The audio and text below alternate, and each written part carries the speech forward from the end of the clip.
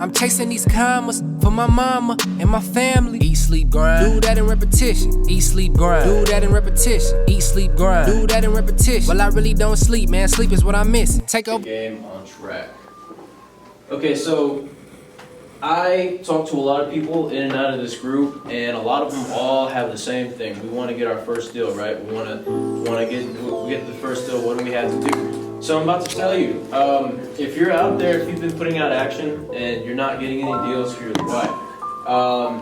Number one is your why isn't big enough. So we went over that in the last meeting. Donnie said it. If you don't have a goal set up, if your why isn't strong enough, quite frankly, you won't be motivated to take the action necessary to get out there and do what it is you have to do. So just really re-examine that, see why you got into this business in the first place, and just kind of go over that.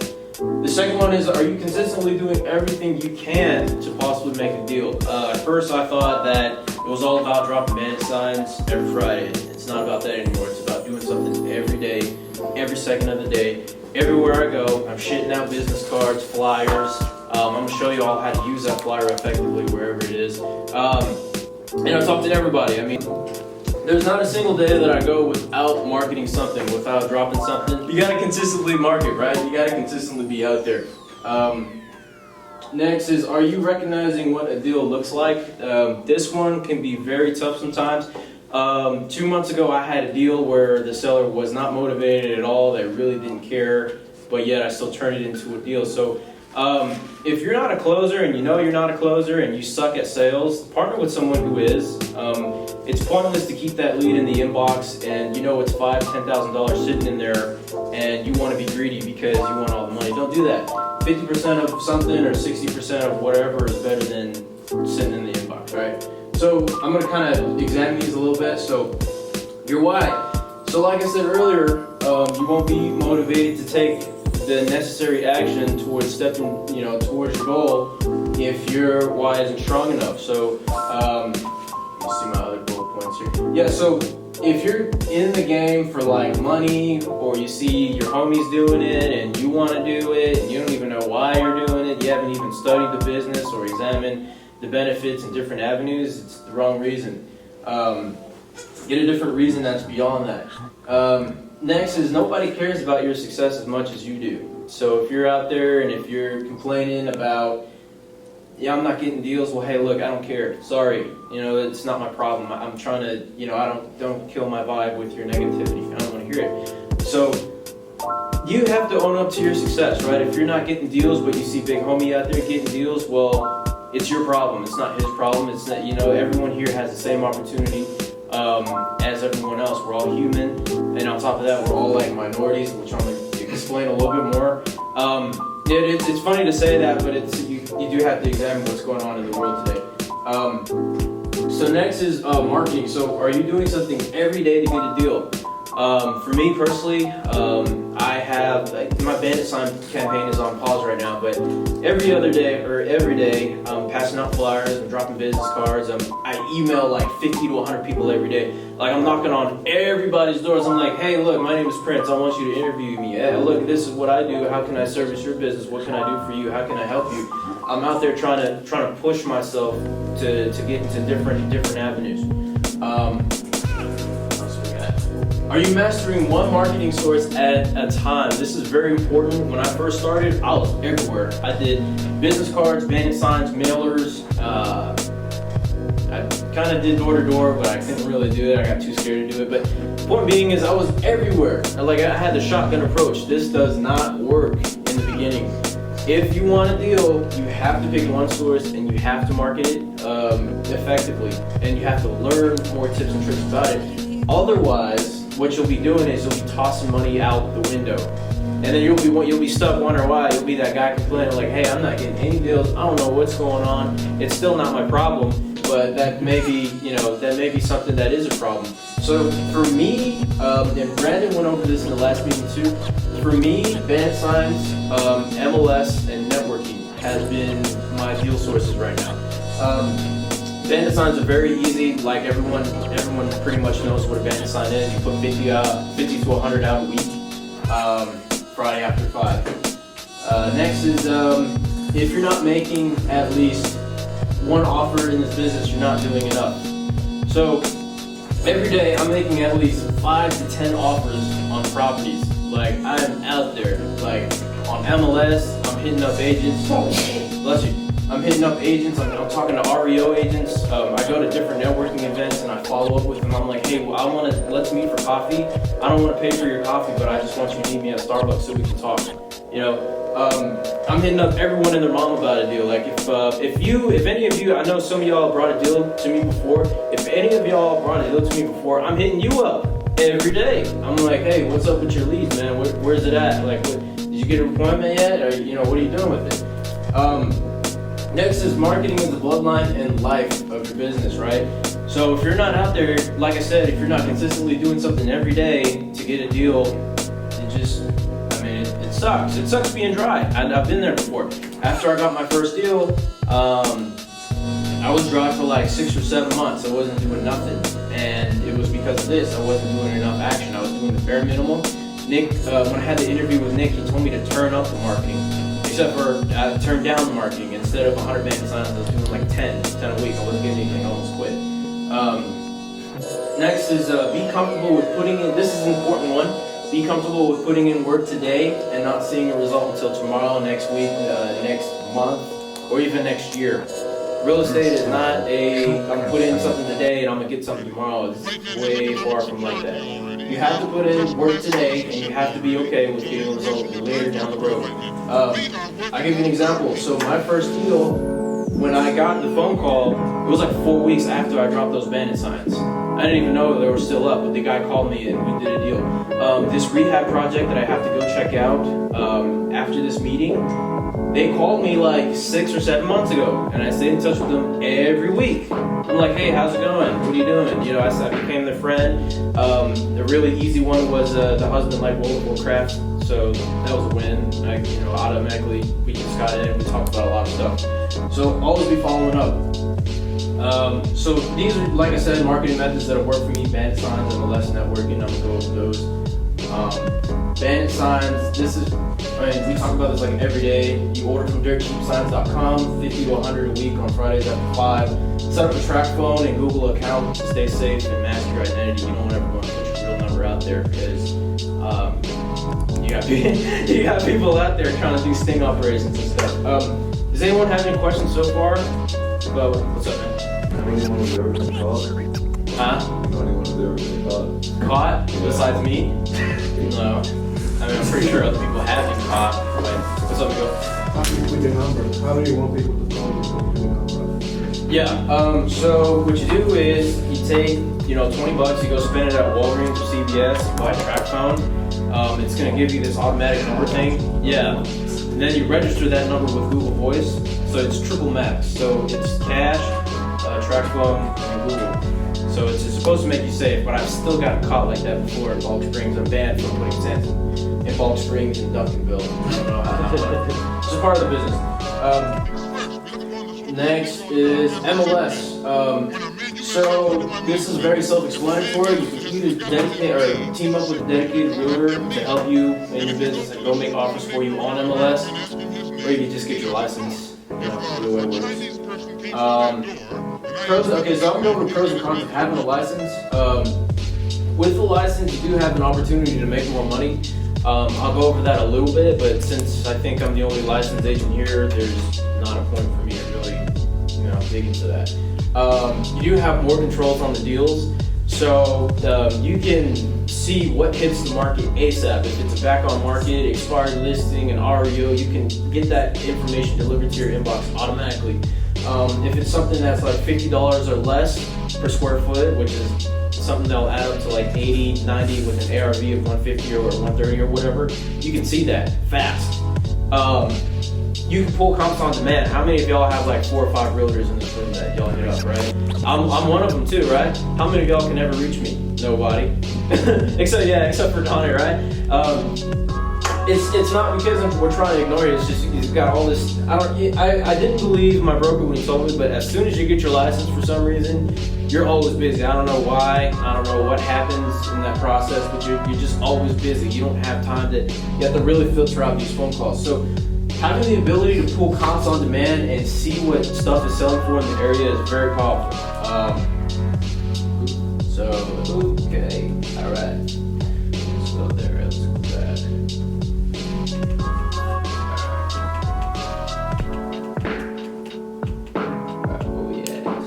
Oh, so you save money on the listing.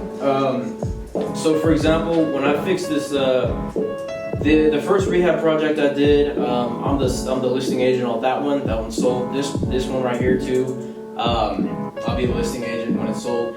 The cool thing about it is when you save money on the listing is I don't exactly have to follow the 70% ARV rule anymore because number one, I'm the listing agent on it. Number two, I have strategies and ways to make it to where I can kind of skew that number. I mean, obviously I won't pay for nothing that's like 90%, but I don't exactly have to be on 70% because of stuff like this. So you can double dip on your deal. So this is a really big one. For those of you who are interested in your license, you can still make money as an agent and as an investor. So how I have it set up with my broker, and his name is Vance, I'll look on the MLS for the properties that fit the criteria that we're both looking for.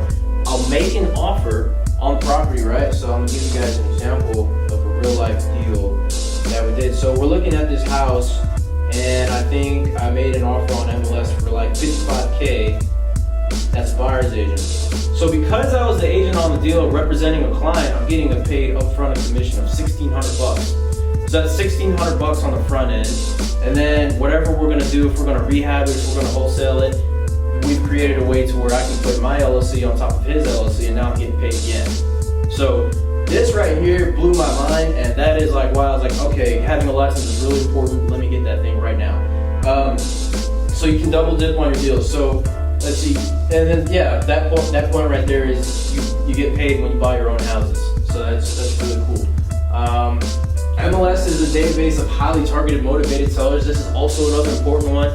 I'm not really sure who said that there were no deals on MLS, but last week I picked up like 3 houses, and I examined the situation. I really got to know the agent. I said, hey, what's going on? This one guy, he was like, yeah, my client is a guy in Louisville. He thought he was going to get into rental properties, but he really didn't do anything. He doesn't even know what's going on with the property. I was like, okay, that sounds like a motivated seller. Next, this $55,000 house I was talking about, the seller lives in New York. I mean, he doesn't even know what's going on down here. So that's like super motivation right there. I mean, all the same motivated sellers that we talk to off market, they're on MLS too. They just don't know that there's another way. So they're all on MLS. So don't take MLS lightly. Like this is like major key. Like this is one of my new main deal sources. You can make the MLS a reliable source of deals to add to your marketing arsenal. So I'm at home, I get up at like 5 a.m., I shoot out like 10 offers. I mean, you might get like 1 or 2 accepted. You might pass on some, you might close on some, but you're still looking at deals. This right here is also fire.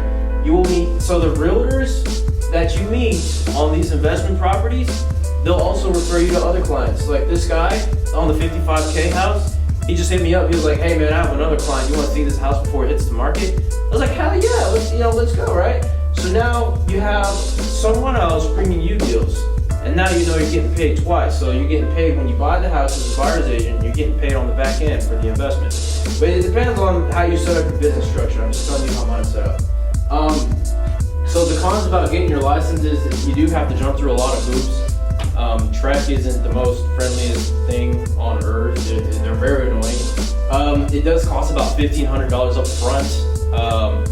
Just getting the application for Trek, going to school, getting the class, taking the test. And if you fail, you have to keep paying them. I mean, and then if you fail 3 times, you have to pay for another course, and then you have to pay again to retest. So, it's pretty expensive. You do have to set aside some time to study. I don't ever go out anyways, so as soon as I woke up at 5 a.m., I was putting in 1 hour a day to study. It's really not that hard. So next, where's that flyer? How many of you guys have heard of Meetup.com? Raise your hand. I won't be home for dinner. No? Okay, no. All right, so you want to get on Meetup.com. All it is just a website that congregates meetings in the area. So whatever you want to learn about, business, finance, career, if you're like a golden retriever lover or something like that, or if you're single, I mean, there's all sorts of stuff on there. Just check it out. I would say attend at least 2 to 4 meetups a month. The past meetups that I attended have been really awesome. I went to this apartment investing one in Grapevine last month, and it was really interesting because these people were talking about how they got into a 32 unit apartment with like 25 grand, which in the retrospect of things, like the correlation of how much money you can make in real estate really isn't that much. So they got into that for 25 grand, and I'm meeting a guy that owns about 1,000 units. I'm supposed to meet him this week in Frisco. So you can get some really good connections out of this stuff. Okay, so here's the trick. So when you exchange business cards, like I don't hand them a business card anymore. I hand out that flyer because I don't feel like Prince Patrick's real estate investor gives them a full spectrum of what I can do for them. On that flyer, it says everything. It names out all the services, where you contact me, how to contact me, where to go, what I can do, and people will keep that stuff and they'll hit you up. I've gotten hit up a couple times this week from people I've met in the past who are like, hey, I also didn't see that you lease homes. Can you help me with that? Yes, I can. But they wouldn't have known that if I just passed them a generic business card that says Prince Patrick's Real Estate Investor. I don't know why people do that. It doesn't say anything about you or your business. But when you get these other people's business cards, especially the ones that you want to meet, get these business cards and then email them a couple days after. Say, hey, I'm interested in sitting down for coffee. When can we meet? And then build a stronger relationship with them. I mean, I've done this a couple times. I have a lot of meetings set up for next week, as well as some radio interviews. Someone's going to interview me on the radio. But let's see. If you don't get in contact with them at first, because the valuable key partners are very busy, then just follow up with them. Just hit them up again. I mean, just because they say no once, it doesn't mean they're going to say no again. Just keep hitting them up. So next is another thing that I've noticed has really helped me out. So before we get on to this, does anyone have questions? Good. I was wondering, on the MLS, do you have to have a realtor to set a deal, or anybody can do it? No, with MLS, you do have to have a licensed realtor make the offer for you, or you have to be a realtor yourself. Yeah, you have to find. For me personally, I've really never had any luck with finding a dedicated realtor to help me out. So this is another thing, strategic focus, right? I mean, I'm at the barbershop, and my barber usually has like 1 or 2 people outside of his chair, and they're always talking about like different ventures. Like this one guy wants to do some type of network marketing venture, and then he wants to do something else. He wants to start this business. He wants to something else, and then I go in there. I talk about real estate. He wants to start about real estate. Next week, still hasn't done anything. Real estate honestly requires all your time. I mean, if you can't find success if you want to do like 2 or 3 business ventures at once. You have to stick with one thing and you have to make it work. Next is only do what works for you. So in my business, I cut out mailers because it's not working for me. I mean, it may work for someone else, but I don't have the time to dump into it when bandit signs and MLS and other stuff is working. So just focus on things that work. Next is always constantly be learning for new things, and don't ask for handouts. I see people all the time asking me stupid questions like, hey, what's a title company? What's MLS? What's comparable? It's like, bro, I don't have time to answer that. I mean, this is the freaking information age. We have the internet. I mean, we have like your cell phone's a computer. I mean, look it up, whatever it is that you want to know. So how, a lot of people say my branding is good, my branding and marketing is good. You know why? Because I Googled it, like how to become big and all that stuff, and I listened to people who did it. I'm not going to sit there and I'm not going to ask anybody how to do something. I mean, that's stupid, that's retarded. Next is, the more you count on someone for an answer, the more power you give away. I mean, it's the same thing like with your 4 or 5 realtors. When all 3 of them are tapped out, you're counting on that one person, I don't ever want to be in that position. I want to have all the control, I want to have all the power in my business. That's just how I feel. Okay, so this is another important one. I mean, I'm telling you, all this stuff on the slideshow is just really powerful. It's really helped me out. So, understanding what a lead is. How many of you know who Holton Bugs is from Organo Gold? Holton Bugs? Anybody know Holton Bugs? Okay. Well, it's a network marketing company called Organo Gold, and I have a CD. It's called Yeah, Cash Cow. And in the CD, he talks about what a lead means to him. And he talks about how the MLM thingy is like a people business, right? So when he gets a lead or when he gets someone interested in the business, he doesn't just look at them as a person. He looks at them as like 10 people. Because if you hit them the right way, if you work them the correct way, they'll spit out leads. You guys don't understand this. I bet you guys have leads. If those of you who've been in this business, I bet you guys have leads right now, just sitting there on your desk, and it's probably worth $5,000 or $10,000. I did. I had 2 of those. I kept following up with them. I called them. I emailed them. I texted them. I'm like, if anything, I think my phone game is the strongest. You can ask people like Donnie. If he doesn't pick up, I'll call him again. If he doesn't pick up, I'll FaceTime. If he doesn't pick up, text message, email. Then I'll get on Facebook on 2 of my accounts, and then I'll hit him up until he says something. I mean, yeah, like, you know, you had to follow up with these people, man. I mean, just because you don't get the first pencil stick, or if you don't close them when they fresh up or whatever, it doesn't mean that they're a terrible lead. It just means that they're not ready, or you're just not strong enough to close them. So I've had 3 deals this past year that have required follow-up every week. I have a guy that I'm working right now who's in Azle, Texas. He called me like last year. He said, yeah, I'm waiting for my tenants to see if they want to keep this house. Why don't you give me a call in September? Guess who called him in September?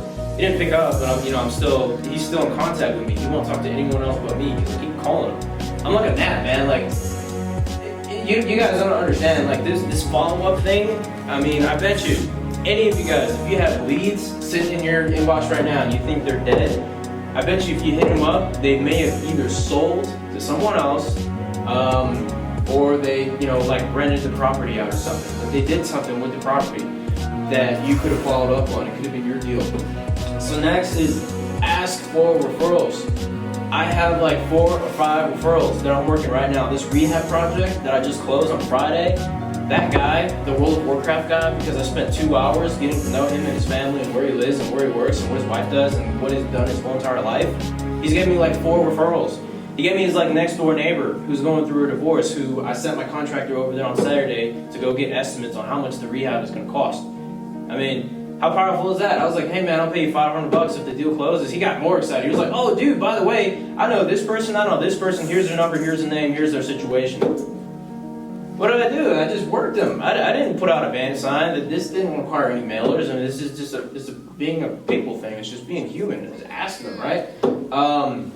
I just got a call yesterday about a duplex from a seller that referred me to this lady like 6 months ago. And then the trick is you want to follow up with the referral source, and you want to say, hey, this is what's going on with your lead. This is where we're at. This is, you want to keep them updated too. Just because you close the deal doesn't mean you're done talking to them. I talk to every single one of my deals that close. I hit them up on text. I'm like, hey, how you doing? Oh, who's this? Oh, this is Prince, the person who bought your house. Oh, hey, what's up, man? How you doing? What you doing? Nothing. Oh, hey, by the way, I'm still in the business, so if you know someone, hit me up. They'll remember you, especially if you toss in an incentive like that. On mine, it says, yeah, I'll pay you $1,000 if you know somebody who wants to, whatever. Yeah, this is important, man. I mean, if you guys go back to all your old leads, and if you hit them up, I guarantee you'll probably find like at least one good lead to work. I mean, people's situations change all the time. Just because that person said, hey, I just want to get a number on my house, doesn't mean that 6 months down the road someone dies in their family and now they need to sell because they need the capital to cover that. But you just never know. So that was really everything that's been helping me this past year. I'm chasing these commas for my mama and my family. Eat, sleep, grind. Do that in repetition. Eat, sleep, grind. Do that in repetition. Eat, sleep, grind. Do that in repetition. Well, I really don't sleep, man. Sleep is what I miss. Take over the